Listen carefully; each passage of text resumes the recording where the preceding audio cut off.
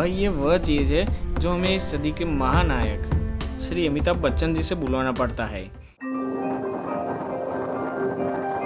Hello friends, स्वागत है आप सभी का सरोवरी गुजरात के आज के इस रोमांचक सफ़र में, जो आज आपको ले जाने वाला है 100 साल नहीं, 1000 साल नहीं, बल्कि पूरे 4000 साल पुराने इतिहास की उन पिटारों में जो अनछुए है।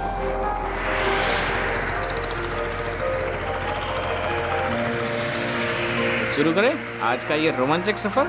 चलो फॉरवर्ड।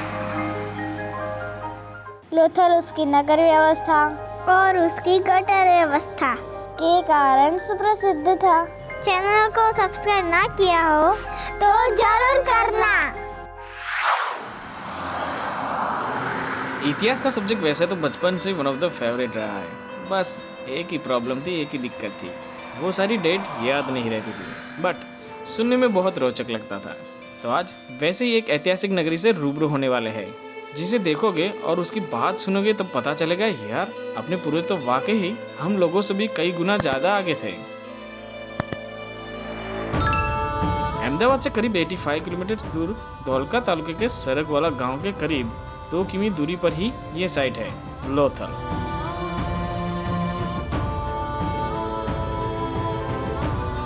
लोथल का मीनिंग वैसे देखने जाओ तो होता है मृतकों का टीला।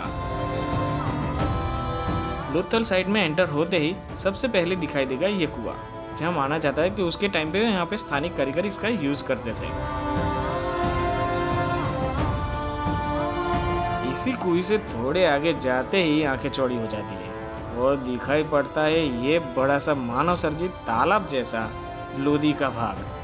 जी हाँ, डॉकयार्ड। आज से करीब 4000 साल पूर्व इस डॉकयार्ड का यूज सिंधु खीण संस्कृति एवं दूरी देशों के साथ व्यापार के हेतु छोटे बड़े जहाजों की रुकने की जगह हुआ करता था। लोथल में जहाजों में माल सामान अनलोडिंग और लोडिंग करने का काम यहीं पे होता था। इसी के साथ जहाजों का मरम्मत का काम भी यहीं पे होता था। इस डॉकयार्ड की खूबी ये है कि इसकी लिंक खंबात की खाड़ी से हुआ करती थी, जिससे नदी में आए हुए पूर से पानी का बहाव वहीं से सागर की ओर चला जाता था। कभी आपको लाइफ में ऐसा होता है कि यहाँ पे मैं पहले आ चुका हूँ, बल्कि वहाँ आप कभी भी गए भी ना हो और कुछ नाता भी ना हो। हाँ, वो होती है पौराणिक जगह। उसमें से एक जगह पे हम आ चुके हैं, लोथल। देखा जाए तो देश की आज़ादी के पश्चात सिंधु खीण संस्कृति से जुड़े 2 बड़े नगर हड़प्पा और मोहनजोदड़ो पाकिस्तान के हिस्से में है। तत्पश्चात सन 1955 to 62 के दौरान प्रोफेसर एसआर राव की निगरानी में लोथल की इस साइड को खोजा गया था। लोथल में जो भी जहाज आते थे उसके माल सामान को यहाँ पे उतारते ही सीधे उन्हें यहाँ माल गोदाम में लाया जाता था, इस बड़े से टीले पे। ये जगह दुर्ग के दक्षिण पश्चिम किनारे पर स्थित है। कहा जाता है कि उस दौरान इस बड़े से चबूतरे पे करीब 64 बड़े से लकड़ी के खंभे हुआ करते थे, जिसके ऊपर एक छत हुआ करती थी, जिससे माल सामान बहुत ही सुरक्षित रखा जाता था।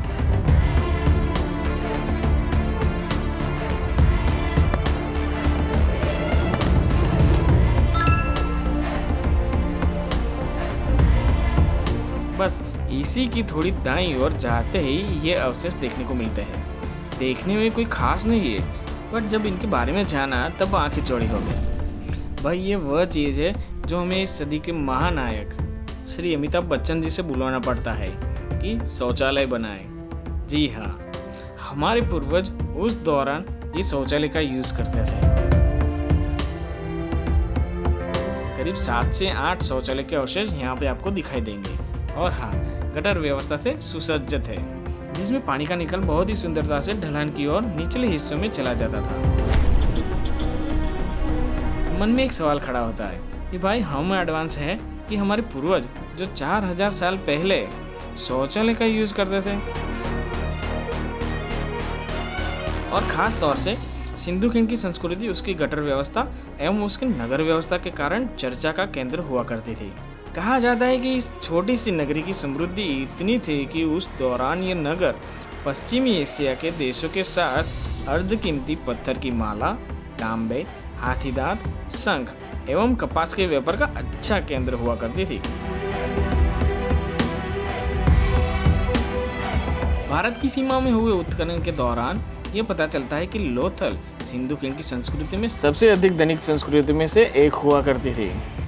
लोथल में हुए उत्खनन के दौरान बेहद ही बड़ी मात्रा में मुद्राएं एवं मुद्रांकन प्राप्त हुए थे, जो कि मोहनजोदड़ो और हड़प्पा के बाद तीसरा सबसे बड़ा उत्खनन माना जाता है।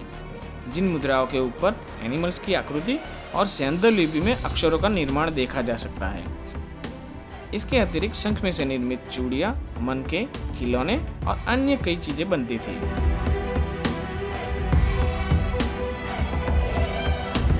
यहाँ पर हुई खुदाई के दौरान कई मृतकों की कब्रों में से मुद्र भांड, मनके और दैनिक व्यवहार की कई चीजें मिली है।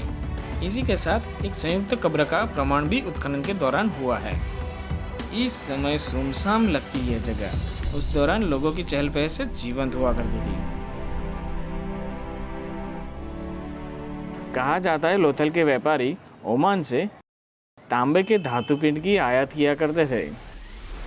लोथल का आवासीय क्षेत्र उस दौरान दो भागों में बटा हुआ था, दुर्ग और नगर क्षेत्र, जिसमें कहा जाता है कि एक साइड धनिक वर्ग रहा करता था और दूसरी ओर नगर के अन्य लोग वसवाट किया करते थे। जहाँ पे सारी सुविधा उपलब्ध थी, उसमें खास गटर व्यवस्था जो नलियों से ढकी हुआ करती थी और पीने के लिए कुएं और पानी की टंकियाँ थी। यहाँ की गटर व्यवस्था देखे तो स्नानागार की छोटी नाली में से निकलता पानी दूसरी नाली से कनेक्ट होता है, फिर वही छोटी नालियाँ एक बड़ी सी नाली से कनेक्ट होते उसका नगर से बाहर निकाल करती है। और इसका ढलान तो देखो, एक पानी का बूंद भी ना रहे उतना सटीक नजर आता है।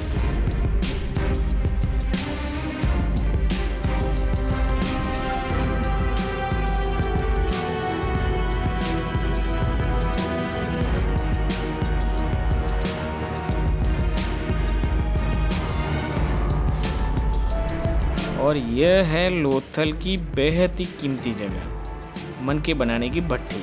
जी हाँ, यहाँ पे बनते थे कीमती आभूषण।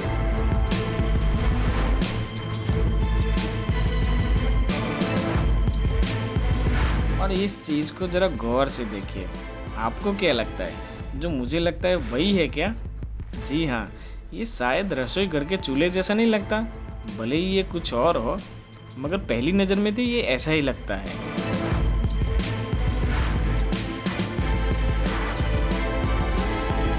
ये पानी की टंकियाँ हुआ करती थी। जी हाँ, जिसको अभी ऊपर से बंद करके रखा है। अभी मैं एक ऐसी जगह पर खड़ा हूँ जहाँ सालों पहले बड़ी चहल पहल हुआ करती होगी। संपूर्ण नगर रचना यहाँ पे देखने को मिलती है।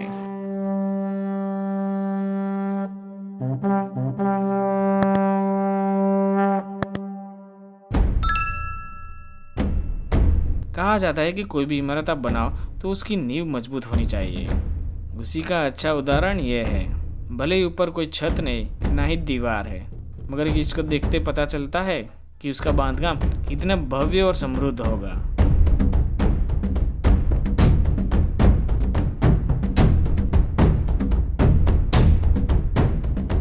तो मन में विचार भी आता है कि इतना समृद्ध नगर आखिर उसका विनाश क्यों हो गया होगा। तो कहा जाता है कि नदी में बार बार आने वाले पूर का नतीजा होगा ये, ऐसा अनुमान भी लगाया जाता है। इतना भव्य नगर देखने के बाद मन में एक सवाल होता है कि आखिरकार ऐसा क्या हुआ कि इतना बड़ा समृद्ध नगर क्यों नष्ट हो गया। तो थोड़ी बहुत यह जानकारी मिलती है कि सिंधु खीण के मोस्टली नगर, जिसमें से मोहनजोदड़ो, हड़प्पा, धोलावीरा, लोथल और अन्य कोई नगर नष्ट होने का कारण नदी के तट पर कि बार बार नदी में आने वाले पूर का नतीजा ही होना चाहिए। मैं यहाँ पे लोथल में बैठा हूँ छाँव में। बैठते ही मेरी नज़र बाजू में जाती है एक चीज़ पे, तो आओ मैं दिखाता हूँ वो चीज़। मिट्टी के बर्तन या मटके का टुकड़ा हो, ऐसा कुछ। पता है ये कुछ उस टाइम का नहीं है, बट अभी मैं भी संशोधन करने लगा हूँ। इतनी धूप में भी मन नहीं करता यहाँ से जाने का, जी और करता है इसके बारे में और कुछ जानूं। और हाँ, खास करके बच्चों को ये वीडियो ज़रूर बताना और शेयर भी करना, क्योंकि उनकी पढ़ाई में ये बात आती रहती है, इसलिए उनको समझने में थोड़ा इजी रहेगा। तो बस हमारे साथ ऐसे ही जुड़े रहना। आप सभी का कीमती समय देने के लिए धन्यवाद।